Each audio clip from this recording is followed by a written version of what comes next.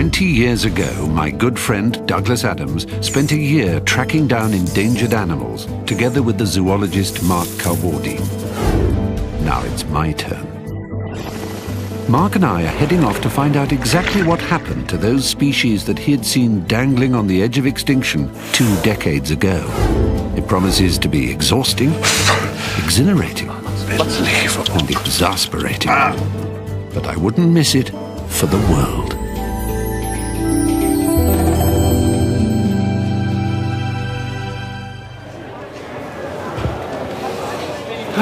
Mark Carwardy, how are you? How very good to see you.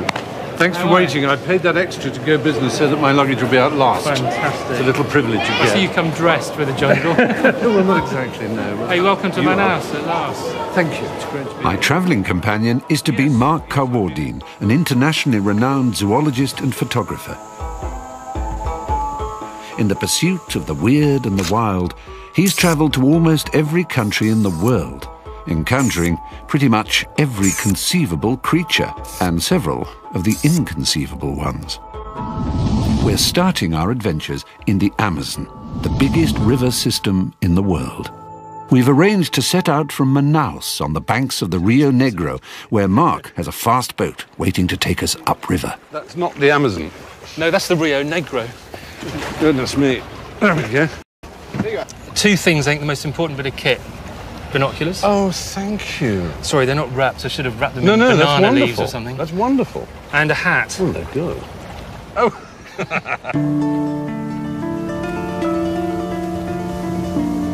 We're hunting for the lugubrious Amazonian manatee, a large seal-like mammal that once swam these waters in vast herds.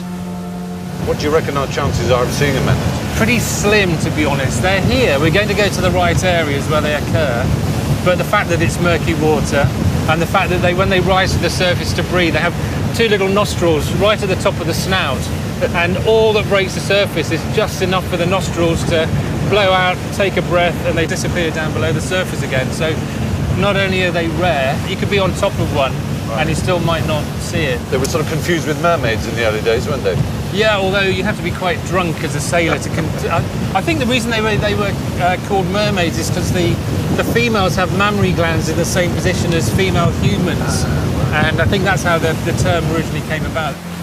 In fact, the name Manatee is taken from the word in Carib, one of the old Brazilian tribal languages, meaning breast. Though not noticeably breasted to the casual observer, the manatee is a large, fully aquatic mammal, sometimes known as a sea cow. Manatees are spectacular only in their single-minded devotion to doing everything as slowly as possible. Unfortunately, when escaping from hunters, they've also been inclined to do it rather slowly, and the species is now classified as vulnerable to extinction. Thank you.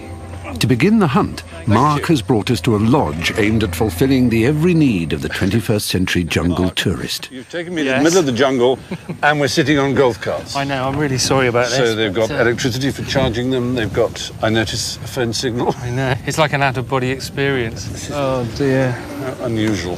Gosh, the colours. Whilst I admit to being a fan of the 21st century's little luxuries, I must admit that this isn't entirely what I'd expected of the Amazon. God, it's worse than I remember. See the macaws. Hello.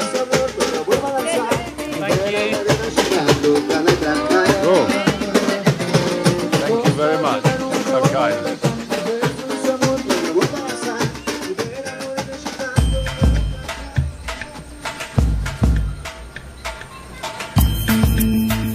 The lodge is comprised of 7 towers linked by a 5-mile network of walkways.